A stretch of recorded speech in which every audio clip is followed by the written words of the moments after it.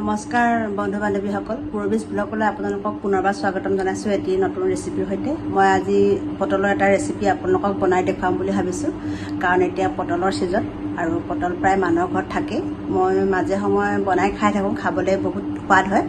গতিকে ভাবিলোঁ আপোনালোকৰ লগত ৰেচিপিটো মই শ্বেয়াৰ কৰোঁ। যদি ৰেচিপিটো চাই আপোনালোকে ভাল পায় তেনেহ'লে এবাৰ ট্ৰাই কৰি চাব আৰু খাই কেনে পালে মোক কমেণ্ট কৰি জনাব। আৰু লগতে মোৰ ভিডিঅ'টো লাইক কৰিব, শ্বেয়াৰ কৰিব আৰু মোৰ চেনেলটো ছাবস্ক্ৰাইব কৰিবলৈ নাপাহৰিব। আহকচোন মই এতিয়া ৰেচিপিটো কেনেদৰে বনাওঁ আপোনালোকে এবাৰ চাই ল'ব। পটলৰ চব্জিখনৰ কাৰণে মই এটা বিলাহী লৈছোঁ, এটা পিঁয়াজ কাটি লৈছোঁ আৰু এয়া চফুটা নহৰু আৰু এটুকুৰা আদা কাটি লৈছোঁ আৰু দুটা শুকান জলকীয়া লৈছোঁ আৰু এয়া পটল 6টা লৈছোঁ আৰু লগতে এয়া ডাঙৰ চামুচেৰে এচামুচ মই মগজ দানা লৈছোঁ আৰু 6টামান কাজু লৈছোঁ। মই এইখিনি এতিয়া গৰম পানী তিয়াই লওঁ। অলপ সময় গৰম পানী তিয়াই থওঁ, লগতে শুকান জলকীয়া দুটাও দি দিছোঁ। অলপ সময় তিয়াই থোৱাৰ পিছত মই এইখিনি পিঁয়াজ, জলকীয়া, আদা, নহৰু, বিলাহী সকলোখিনি মিক্সিত পিচি লওঁ আৰু পটলকেইটা বাকলি গুচাই টুকুৰা টুকুৰকৈ কাটি অলপ ফ্ৰাই কৰি লওঁ। এতিয়া গেছত এখন কেৰাহী পাতি কেৰাহীখন গৰম কৰি অকণমান তাত তেল দি দিওঁ। মই ৰিফাইন তেল ব্যৱহাৰ কৰোঁ কাৰণে মই ৰিফাইন তেল দিছোঁ, আপোনালোকে যি তেল খায় সেইটোকে ব্যৱহাৰ কৰিব। তেল গৰম হ'লত এতিয়া মই এই কাটি থোৱা পটলটোৰ মই এটা বাকি দিম। পটলটো আপোনালোকে ইমানটো চাইজত কাটিব। মই মানে এটা পটল দুটুকুৰা কৰি চাৰি টুকুৰা কৰি দিছোঁ, ইমানটো চাইজত কাটিব। তাৰপাছত তেলখিনি গৰম হ'লে ইয়াত বাকি দিব। বাকী অকণমান নিমখ দিব আৰু অকণমান হালধি গুড়া দিব। দি এইখিনি অলপ সময় ভাজি দিব।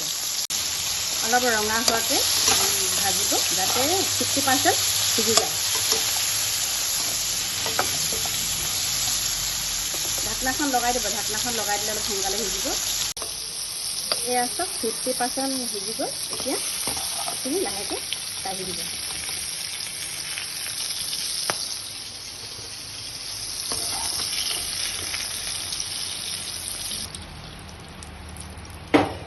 কেৰাহীত তেল আছিলে আৰু অলপমান তেল ইয়াত দি দিব।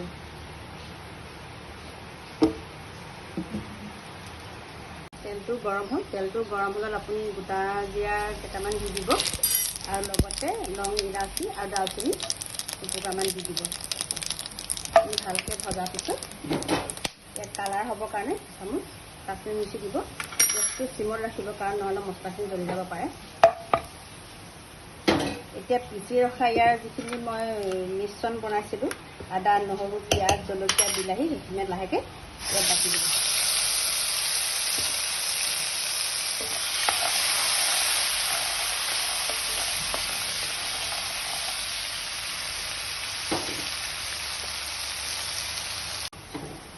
সেইখিনি অলপ সময় লৰাই দিব লাগিব আৰু অলপ জাৰটো, মিক্সি জাৰটো আৰু খালি মই পানী দি দিছোঁ। যদি আপোনালোকে জ্বলা বেছি খায় তেনেহ'লে অলপ জলকীয়া গুড়ি দি দিব পাৰে। মই বেছি জ্বলা নাই দিয়াৰ কাৰণে জলকীয়া গুড়িখিনি দিয়া নাই। এতিয়া গেছটো অলপ বঢ়াই এইখিনি ইয়াৰ যিটো কেঁচা গোন্ধ মছলা, সেই গোন্ধটো যোৱালৈকে অলপ সময় ভাজি থাকিব।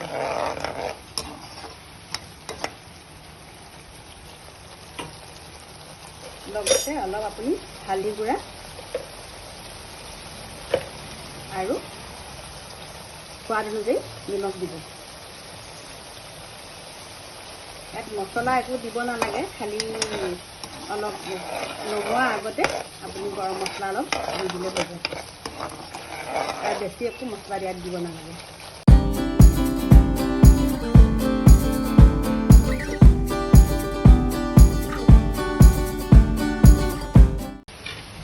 এতিয়া মছলাখিনি প্ৰায় সিজি গৈছে।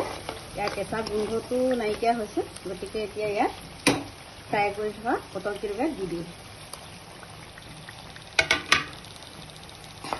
অলপ সময় লৰাই ভাজিব লাগিব, কাৰণ এইটো অলপ সিজিব লাগিব। 50% ইয়াক মই ভজা হৈছিলে আৰু 50% বাকী আছে।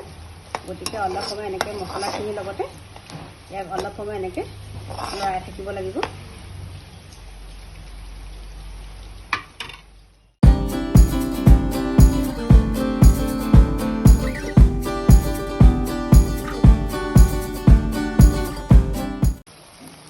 এতিয়া ভাজি প্ৰায় হৈ গৈছে।